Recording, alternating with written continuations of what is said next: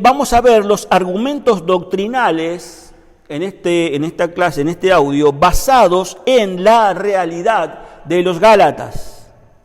Va Gálatas 4 del 12 al 20. Decía en el audio anterior la posición del creyente como hijos de Dios, que somos conocidos por Dios, porque tenemos una marca, el sello del Espíritu Santo. Él nos conoce, Él nos protege, Él nos cerca, Él sabe quién somos. Nosotros somos sus ovejas y escuchamos y oímos la voz del pastor y reconocemos su voz. Ahora en el versículo 12 vamos a ver esta realidad de los Gálatas. Versículo 12 dice: os ruego, hermano, que os hagáis como yo, porque yo también me hice como vosotros. Ningún agravio me habéis hecho. Dice así, Pablo comienza con ese ruego como un apóstol que ama a los Gálatas y los trata de hermanos. Ya no los trata como insensatos, como necios, sino que ya les trata como hermanos. Pues creo que la intención es bajar un poco el tono para no quebrar ese afecto fraternal o esa fraternidad con sus lectores, con sus hermanos, con sus hijos, como él los llama. Los retóricos de la antigüedad reconocían la necesidad de alivianar el tono después de una reprensión severa y dura como la que el apóstol Pablo viene trayendo. Él enfatiza que aún amaba a los Gálatas. Eran sus hijos en la fe. Él dice, os ruego que hagáis como yo. Pablo se había hecho gentil para ganar a los Gálatas. Ellos tenían que hacerse como él. Esto es alguien que a pesar de ser judío de raza ya no estaba bajo la esclavitud de la ley. En 1 Corintios capítulo 9, versículos 20, vamos a leer lo siguiente. Lo que era el amor de este apóstol. Gálatas 9, versículo 20, dice así: me he hecho a los judíos como judío para ganar a los judíos, a los que están sujetos a la ley, aunque yo no esté sujeto a la ley, como sujeto a la ley, para ganar a los que están sujetos a la ley, a los que están sin ley, como si yo estuviera sin ley, no estando yo sin ley de Dios, sino bajo la ley de Cristo, para ganar a los que están sin ley. Me he hecho débil a los débiles, para ganar a los débiles. A todos me he hecho de todos, para que de todos modos salve a alguno. Y el versículo 23, y esto hago por causa del Evangelio, para hacerme copartícipe de él. Significa que Pablo se relacionó con ellos como de igual a igual, como de gentil a gentil, no solo porque era su padre en la fe, como le dice en el versículo 19, hijitos míos. Pero continúa el versículo 12 y dice, ningún agravio me habéis hecho. Pablo deja bien claro, o trata de dejarle bien claro, que lo que les dice no es por un resentimiento o algo por el estilo, por una raíz de amargura, perdón, que él tenga con los hermanos Gálatas, nada que ver. Dice, porque ellos se habían portado de maravillas con él. La primera vez que el apóstol Pablo estuvo entre ellos predicando el Evangelio. Versículo 13. Pues sabéis que a causa de una enfermedad del cuerpo, os anuncié el Evangelio al principio. Pablo apela a los recuerdos de ellos. ¿Sabéis que a causa de una enfermedad del cuerpo, anuncié el Evangelio a ustedes? Su predicación fue ocasionada por una debilidad o por una enfermedad de su cuerpo, de su organismo, dicen algunos. Otros dicen que pudo haber sido por las heridas causadas por la persecución. En fin, los filósofos estoicos decían que la enfermedad no podía afectar la actitud. la enfermedad no podía afectar la actitud o las actitudes. Y los gálatas quizás quedaron impresionados por la forma que Pablo llevó esa enfermedad. Algunos más osados dicen que pudo haber tenido malaria. El versículo 14 dice: y no me despreciasteis ni desechasteis por la prueba que tenía en mi cuerpo, antes bien me recibisteis como a un ángel de Dios, como a Cristo Jesús. En aquella ocasión los gálatas habían recibido a Pablo como un ángel de Dios, como a Cristo mismo, ya que no lo despreciaron, no lo desecharon, sino que también lo recibieron como el embajador de Dios, con total placer y sumisión. Al recibir a Pablo como un ángel de Dios, fíjense lo que dice Hechos 14:12. Allí encontramos una historia en Listra, que estaba el apóstol Pablo y estaba Bernabé también. Y parafraseando un poco la historia, dice: en Listra había un hombre cojo de nacimiento. Y viendo Pablo que tenía fe, ese hombre, para ser sanado, dijo a gran voz: levántate derecho sobre tus pies. Y saltó este hombre y anduvo. Y la gente empezó a verlo a Pablo y a Bernabé como si fueran dioses. El versículo 11 de Hechos capítulo 14, ellos decían: dioses bajaron, o dioses bajó en semejanza de hombre, han descendido del cielo a nosotros. Ese apóstol dice: me recibieron como un ángel de Dios. Pablo lo llamaban Mercurio porque este era el que llevaba la palabra. A este mensajero significaba que lo habían recibido los gálatas con hospitalidad que se merecía aquel que lo mandaba. No me despreciaste, me recibiste como un ángel de Dios, me recibiste como al Señor Jesucristo mismo. En Gálatas 2:7, ¿se acuerdan lo que dice el apóstol Pablo? Antes, por el contrario, como vieron que me había sido encomendado el evangelio de circuncisión, como a Pedro el de la circuncisión, y reconociendo la gracia que me había sido dada a Jacobo, Cefas y Juan, que eran considerados como columnas, nos dieron a mí y a Bernabé la diestra en señal de compañerismo para que nosotros fuésemos a los gentiles y ellos a los de la circuncisión, para que nosotros fuésemos a los gentiles. Eran mensajeros de Dios a los gentiles, y los habían recibido como tal, como al Señor Jesucristo mismo. Le habían ofrecido toda la hospitalidad y más allá de eso. Versículo 15 dice el apóstol Pablo: ¿dónde pues está esta satisfacción que experimentabais? Porque os doy testimonio de que si hubiese podido, os hubierais sacado vuestros propios ojos para dármelos. Pablo, apelando a ese recuerdo y a sus sentimientos ahora, les hace dos preguntas incisivas y de autoexamen. Le dice: ¿dónde está esa satisfacción que habíais experimentado? ¿Dónde está? Esta figura es para demostrar la amistad y el vínculo que tenía el apóstol Pablo con estos hermanos gálatas. ¿Dónde está esa satisfacción que teníamos, que habían experimentado? ¿Me he convertido en una persona perjudicial? Porque os doy testimonio de que si hubiesen podido sacar vuestros ojos, les hubiesen sacado. Versículo 16, me he hecho pues vuestro enemigo por deciros la verdad. Estas dos preguntas seguro conmovieron el corazón de los gálatas. Queridos, sepamos cuán rara es la gente y qué rápido cambia de opinión. Estos gálatas, cuando veíamos en el capítulo 1, tan rápido se habían alejado de aquel que los había llamado. Y ahora vemos cómo tan rápido habían cambiado de opinión.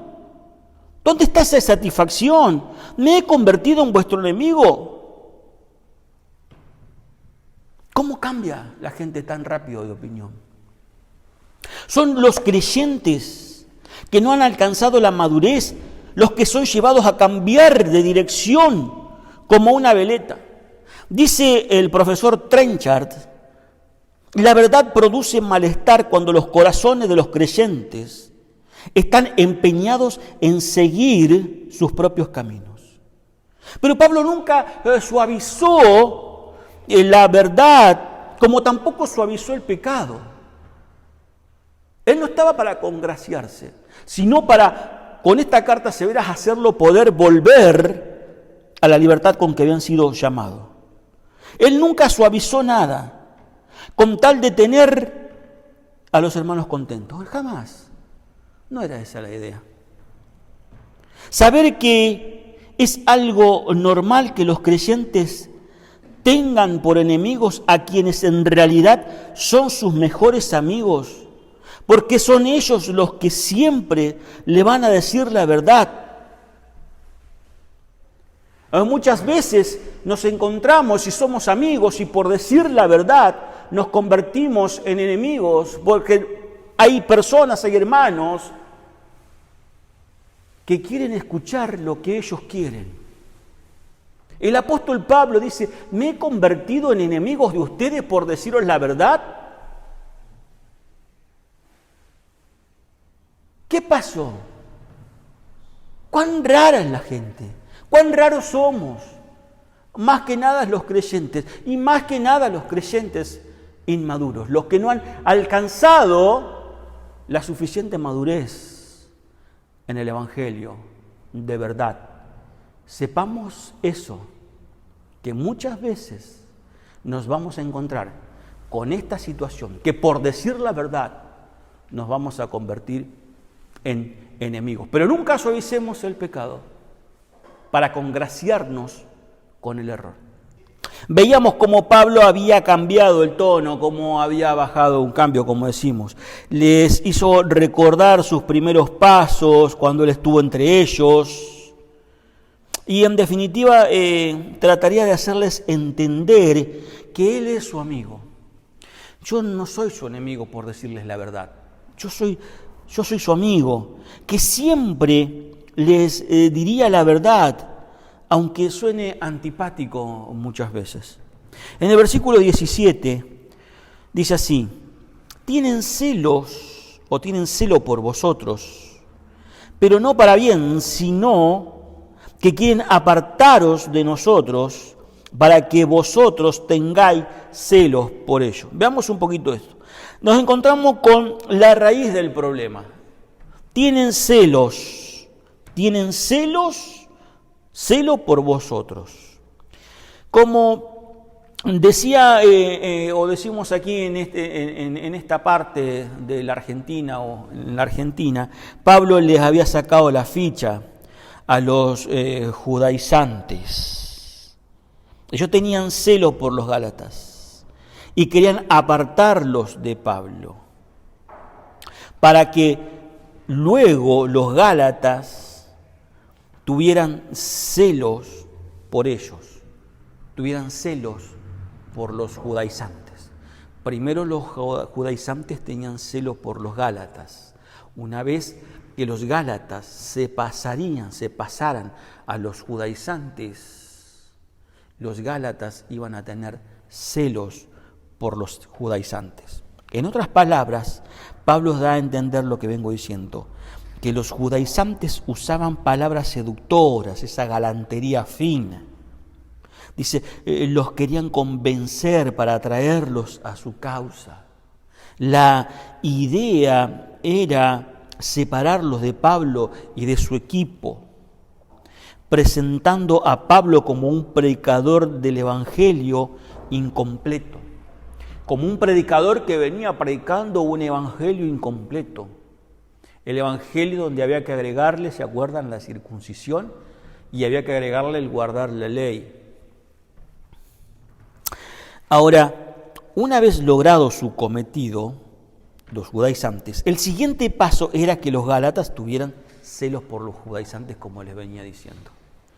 El versículo 18 Dice, bueno es mostrar celo en lo bueno siempre, y no solamente cuando estoy presente con vosotros. El apóstol le muestra que es bueno tener celo siempre. Tener celo siempre es bueno. O sea, por una causa honorable, por una causa de honor. Así como Pablo celaba siempre a los corintios, por ejemplo, cuando vamos a 2 Corintios, capítulo 11, versículos 2, dice, os celo con celo de Dios. Este celo significa hervir, como anhelar fervientemente. El apóstol Pablo quiere decir eso, este es el sentido del celo, el celo de Dios, anhelar fervientemente. El apóstol los anhelaba fervientemente, es un calor intenso.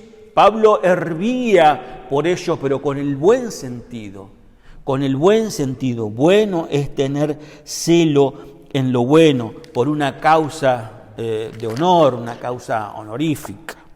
No solamente cuando estaba presente entre ellos, sino que también, como en el pensamiento antiguo, las cartas eran un reemplazo de su propia presencia, y a través de esta carta Pablo espera revertir el cuestionamiento que hacían de sus enseñanzas estos judaizantes. O sea, el hecho de que el apóstol Pablo no esté en forma presencial, en cuerpo, como en otros lados dice, sino que esté a través de esta carta era como que si el apóstol Pablo estuviera realmente presente entre ellos y le estaría hablando y diciendo las cosas cara a cara. En el versículo 19 dice, hijitos míos, por quienes vuelvo a sufrir dolores de parto hasta que Cristo sea formado en vosotros. Hijitos míos, Pablo sigue bajando este tono luego de la severidad y la dureza con que los venía tratando, y ya lo habíamos dicho, sigue bajando el tono para decirles que sufre como una madre cuando va a dar a luz hasta que Cristo sea formado en vosotros. Esto es hasta que los gálatas adquieran la forma de Cristo, según el designio de Dios, y mostrar así que son verdaderos cristianos, que están injertados en Cristo y que creen en Él.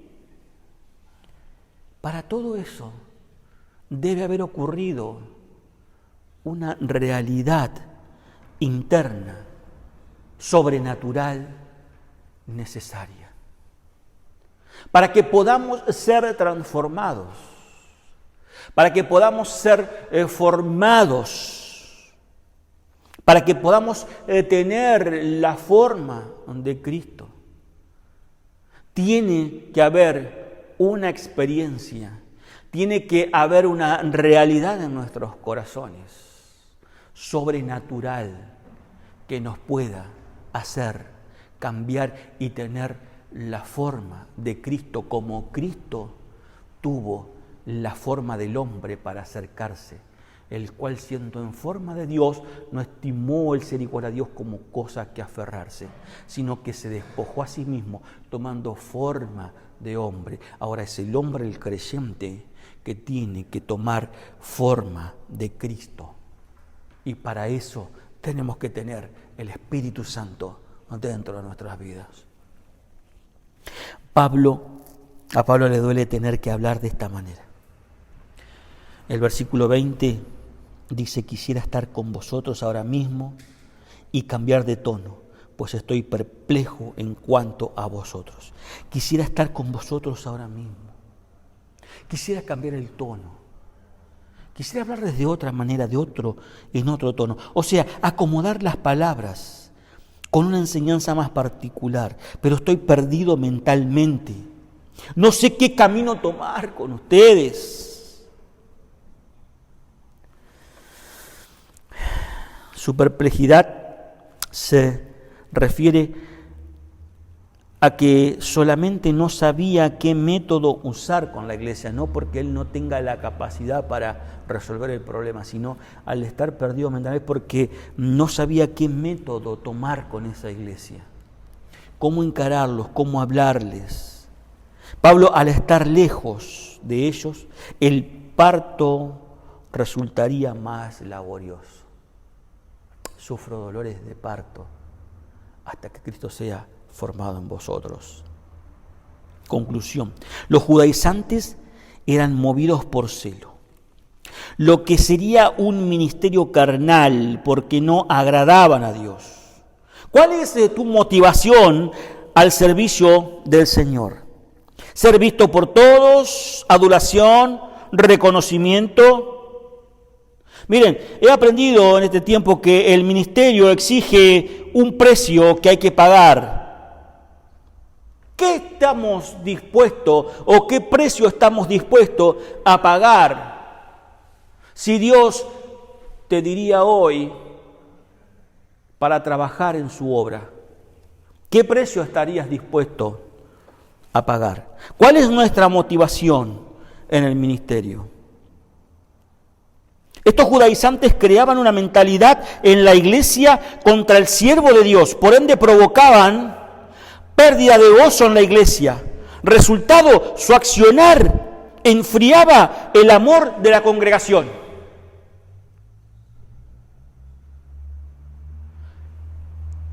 Muchas veces caemos en este pecado, caemos en celos, caemos en envidia, caemos en murmuraciones. Caemos en envidia en cuanto a nuestros ministerios y convertimos un ministerio espiritual en un ministerio carnal, lleno de celos, lleno de contiendas y de envidias. Todo esto puede aflorar en nosotros. Debemos examinarnos y examinarlo todo, guardar sujeción y reconocer a los hombres de Dios o que Dios puso como líderes y pastores. Este celo carnal es primo, hermano de la envidia. Queridos hermanos, estés donde estés, quien quiera que me escuche, tenga por favor presente y examinémonos. No te voy a decir todos los días, pero hagámoslo una vez a la semana por lo menos. ¿Cuál es la motivación o nuestra motivación en el servicio al Señor? ¿Lo estamos haciendo por celo, por envidia o lo estamos haciendo para agradar y glorificar a Dios? Y para bendecir a los hermanos, para edificarnos mutuamente. Estos judaizantes tenían celos del siervo de Dios. Y el apóstol Pablo trata de que estos gálatas se den cuenta de que estos judaizantes lo hacían por envidia y por celo para sacarlos del camino de la verdad, del camino de la vida. Es una gran aplicación también para nuestros días hoy, en cuanto al ministerio que cada uno de nosotros, de ustedes, tiene para el Señor. Y arrodillarse y preguntarse cuál es la motivación del servicio al Señor, con los dones y talentos que Él me ha dado. ¿Cuál es tu motivación? ¿Y cuál es el precio que estás dispuesto a pagar? ¿Saben que muchas veces, o mejor dicho nunca, Dios no te dice el precio? Creemos que empezamos en un ministerio y quizás por esa motivación carnal nos dura muy poco tiempo porque el precio es muy alto y no lo podemos pagar. Y terminamos dejando todo y tirando todo por la borda.